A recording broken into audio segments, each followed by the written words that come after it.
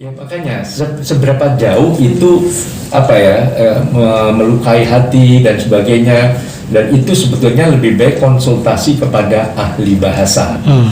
Itu kalau ada bahasa yang tidak ada di kamus besar bahasa Indonesia, kemudian nanti ada orang misalnya belingkung, ya. Tapi belingkung itu ternyata kata yang sangat jorok misalnya begitu.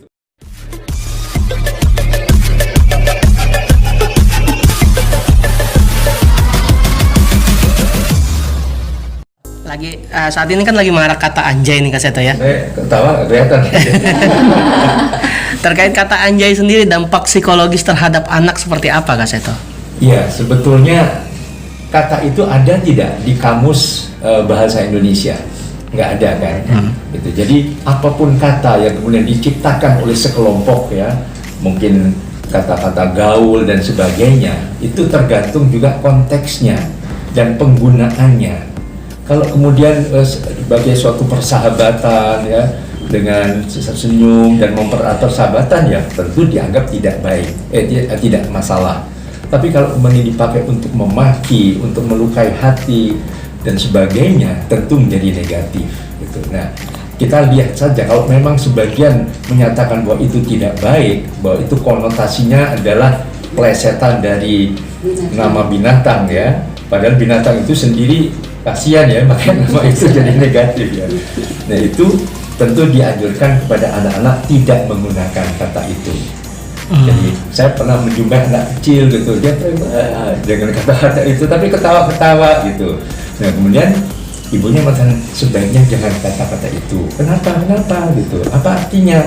Ya memang nggak ada artinya, tapi sementara mungkin teman-teman takutnya tersinggung, jadi marah gitu. Jadi mungkin dinetralisasi saja, selama ini masih menjadi bahan perdebatan, itu sebaiknya tidak digunakan.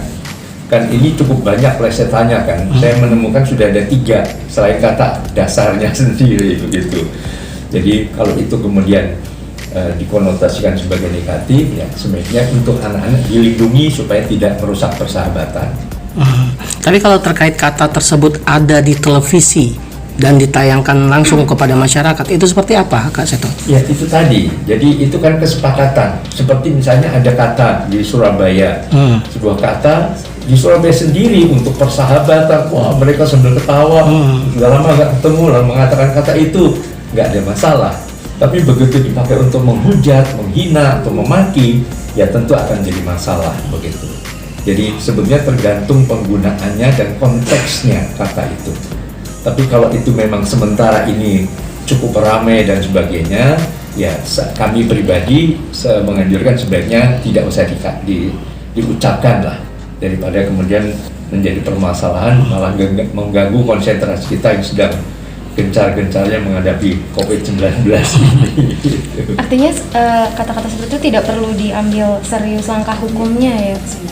Ya makanya seberapa jauh itu melukai hati dan sebagainya, dan itu sebetulnya lebih baik konsultasi kepada ahli bahasa. Gitu. Kalau ada bahasa yang tidak ada di kamus besar bahasa Indonesia, kemudian nanti ada orang misalnya belingkung, ya. Tapi belingkung itu ternyata kata yang sangat jorok misalnya begitu, padahal mulai netral, nggak ada artinya apa-apa begitu. Jadi sebaiknya memang tidak usah diterus-teruskan karena sudah terlanjur seolah menjadi konotasi negatif. Kemudian marilah kita entah para selebritis, entah para seniman, entah para tokoh-tokoh muda ini fokus pada bagaimana menghadapi pandemi COVID-19 ini. Itu aja.